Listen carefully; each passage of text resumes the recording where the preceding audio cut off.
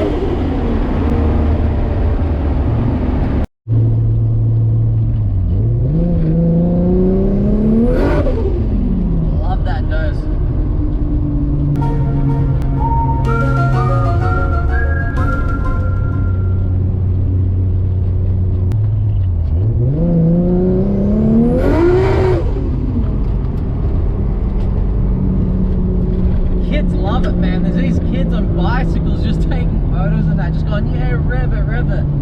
You know, you got to give back to the kids, because when I was their age, every time I saw like a VL or a Skyline or a Sylvia or even a Supra, I would always yell at the driver, rip a burnout, and they would. And as you get older, you got to return the favor. When the kids tell you to do a burnout or rev it, you got to do it for them. You got to return that favor. Anyway, I'm gonna head up home because I'm not enjoying this cruise at all. Like, there's just too many cyclists for my liking. It's been at least 3 years, maybe even, yeah, around 3 years I'd say, that I've had a decent run through here. The cyclist problem has just gotten way worse. There's just always cyclists here. Years ago, there used to be maybe 1 or 2 tops. Now there's still a bunch of doofus around, riding around in their shitty spandex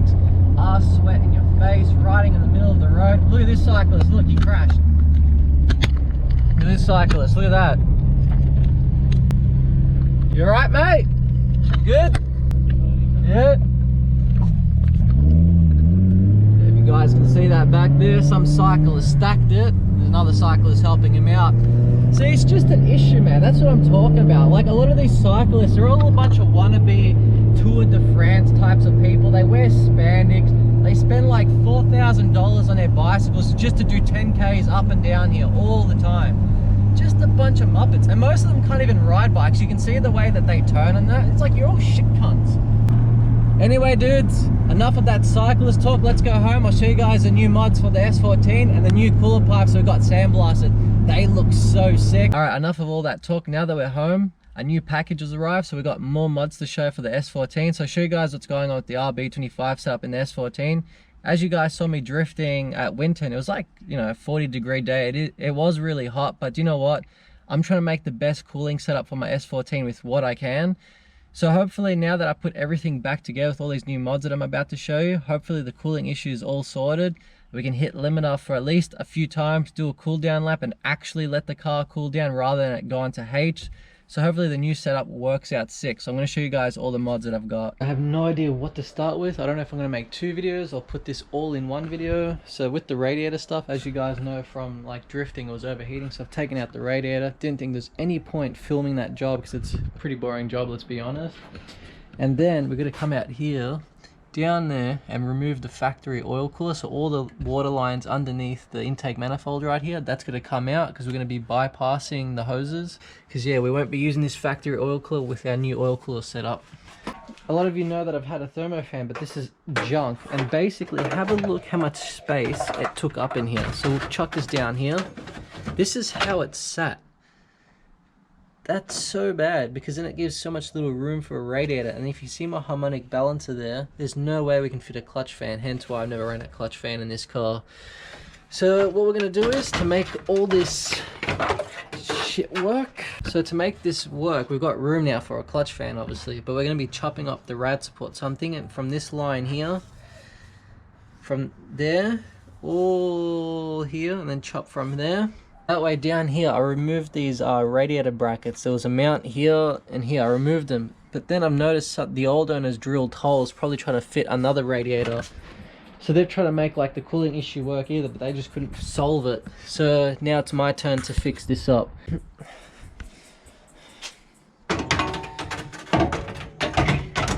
So if I put it to, you know, close as I can there, there is a lot more room than there once was. Now I can fit a tool into the harmonic balancer. Before I couldn't. First off, I'm going to be running a clutch fan just to see how it fits. Then we'll run a fan shroud as well, and hopefully that fixed the issue. And then we'll run some water sprayers at the front. So also should mention as well, I had this coolant hose in here.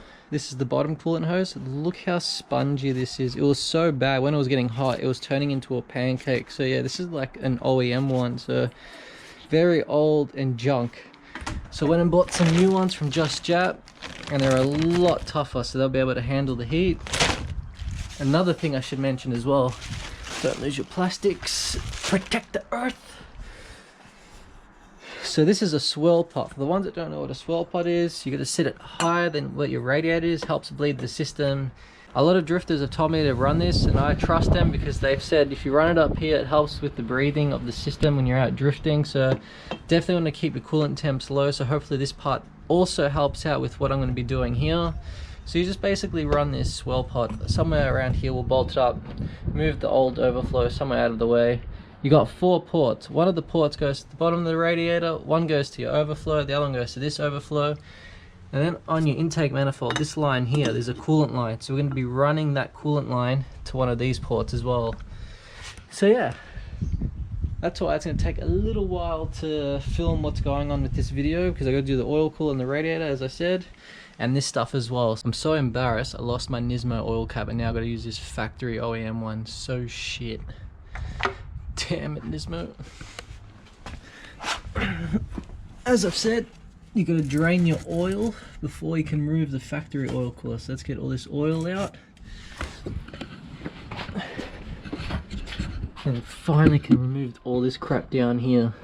So once you remove the hose off the main port at the back and at the front, And then on your oil cooler, you've got 4 bolts. Once you undo all those 2 lines and the 4 bolts, the whole unit is ready to come out. So let's get this sucker out. Caught on anything? Pop that through there. Pop this guy. Oh. Mind you, there's going to be lots of coolant coming out everywhere if you're doing it like me.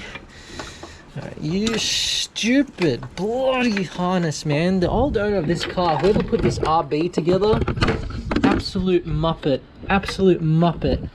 Just running wires. Look, another wire caught into this. Look, just nothing, just everything loose, just nothing nice and tucked. Just rubbish job, man. I can't wait to get into this RB25 and bloody fix it. See how I'm holding the camera and trying to do things? This is why I cannot film and work on my car at the same time, so I always run into that issue. I honestly need to get a filmer. Fuck. Alright, got the bloody thing out. Man, I'm making such a mess all over my house with car parts and random boxes and stuff. It's absolutely crazy. So let's have a look down here. Alright, that sucker is all out. You guys can see that, it's upside down, my bad. That's why I hate working on cars and filming at the same time. Here's the whole factory oil cooler unit. 4 bolts, tools that you need, locking pliers, 12mm, 10mm. And then if you got old school clamps like these, just bend them out and use new clamps. These are absolute junk. See, we don't need this factory unit anymore. Whoops, coolant and oil in it still. And funny enough, with this intercooler pipe, I didn't do it. It was the old owner. It's so disgustingly rusted that a subscriber goes to me, dude, I can't stand seeing that in the video. So he goes, bring it to my workshop. They're gonna sandblast it, make it nice and silver. So while I'm doing all this stuff, might as well take the intercooler pipe, get them to sandblast it and see how it looks. Just got my intercooler pipe sandblasted and re-powder coated. Can you guys believe how crazy my intercooler pipe looks right now? Look at the shine in the pipe right there. That is so sick. I'm gonna put the company's name very shortly who did this. It's funny enough that a subscriber watches my channel and he couldn't stand the way that my intercooler pipe looked down here. Oh my god, didn't scratch it, man. Lucky. So if you guys remember, it was rusty as shit. Look how much better that already looks. That's crazy. So the guy that contacted me, he's a subscriber, and he goes to me, dude, I work at a sandblasting industry. I cannot stand seeing that rusty pipe of yours on the intercooler. Bring it to my factory. We'll sandblast it for you. Re-powder coat it any color you want. I just went with this like nice silver metallic color, just so it looks, you know, just so it looks nice with the silver here and the intercooler. Now I'm gonna have to clean up my engine bay. Now that that rusty pipe's all gone, I'm gonna have to clean up my valve covers as well. So I'm gonna paint my valve covers very soon. So it's pretty funny that a subscriber saw the videos and goes, hey, bring in these intercooler pipes and we'll fix it up for you. Crazy how much sandblasting helps, man. That's sick. So this is the company that done it. Make sure to hit them up. Tell them I send you Clutch Kick Junkies. They sandblast anything that you need, anything that's rusty or whatever you want to get sandblasted, they'll do it for you. Literally, when I was at the factory, they gave me a tour of everything. It's crazy. I didn't realize how much goes into sandblasting. That's a lot of work, man. But my favorite part was the powder coating. It just looks so sick, especially when it comes out of the oven all like hot and fresh. It just looks so rad. And they even wrapped it up for me. And another cool thing is with this company as well, definitely why you should check them out. They showed me that the old owner of this S14, I don't know who did the weld job on this, but they showed me how bad the welding was. This cooler pipe's welding was so bad, they found a few holes and they chopped it up and re-welded it, re-sandblasted it, and then powder coated it. Guys, I cannot complain about this. So what we're gonna do is chuck this on my S14 and see how it looks right now. Just one more look at this pipe before we put it on the S14. Look at that. This cooler pipe is so nice. Alright, slap it on the S14. How amazing does the S14 look right now?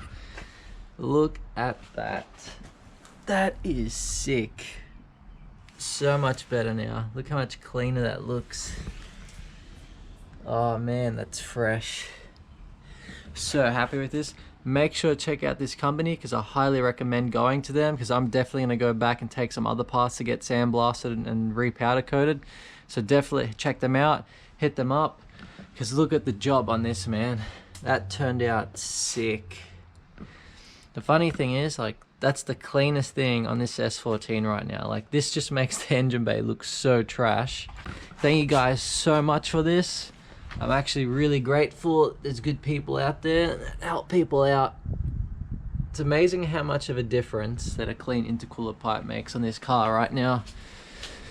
So as you guys know, it was so haggard with that rust. This actually looks fresh. So happy with the results. 10 out of 10. You guys see this? See that stud on the block? See that stud down there? That's the factory stud. I have to undo that to get it out and put a new stud in there, because we're going to be using this oil filter sandwich plate. It's 2 big fittings at the bottom for these fittings right here, and then they gave me this oil cooler line.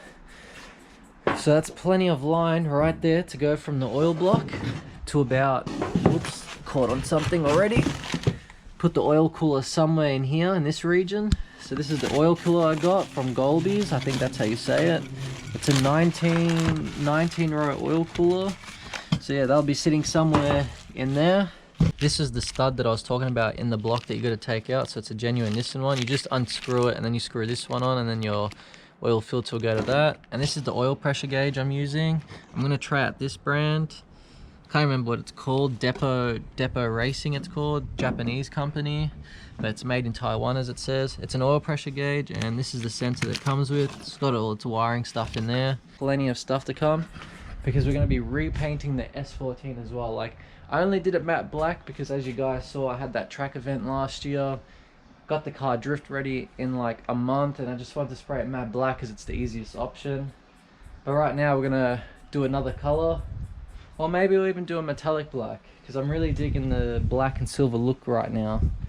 So yeah, that's another thing to look out for. I'm gonna repaint the S14. Got to fit this stuff on, the radiator stuff on, and then there's a drift event every single month, and we're gonna hit them all up hopefully. So hopefully this RB lasts. If not, take the head off, change the head gasket, do the ARP head studs, and then we'll go get it retuned with new injectors and airflow meter, and we should make about anywhere from 270 to 300 kilowatts, and I'm happy with that for a drift car. So that's all you need. It was hard to get content this year, as you guys know, about the lockdown and all that stuff. But I just want to quickly say to you guys, thank you guys so much for subscribing to my channel.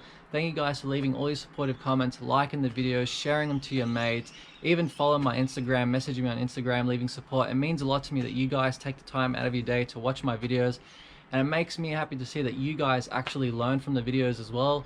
I get a lot of people with RB25s hitting me up telling me thank you, your videos helped me out, so that means a lot to me. I know this year was hard to get content, but I tried the best that I could. I try to make it enjoyable for you guys. Every single week I uploaded. I did not miss a week. There was even some weeks where I uploaded at least twice a week, but then I just went back to single. And then when I went to the drift week, I did 3 uploads in a row. I've never ever done 3 uploads in a row. It is a lot of work, but I'm hoping for 2021 to upload at least twice a week. And then because we've got a drift event with the S14 coming up, every single month is a drift event. So my goal is to make sure to go to every single drift event in the S14. And we'll even take the R33 out to some events as well. I want to see how this car does quarter mile.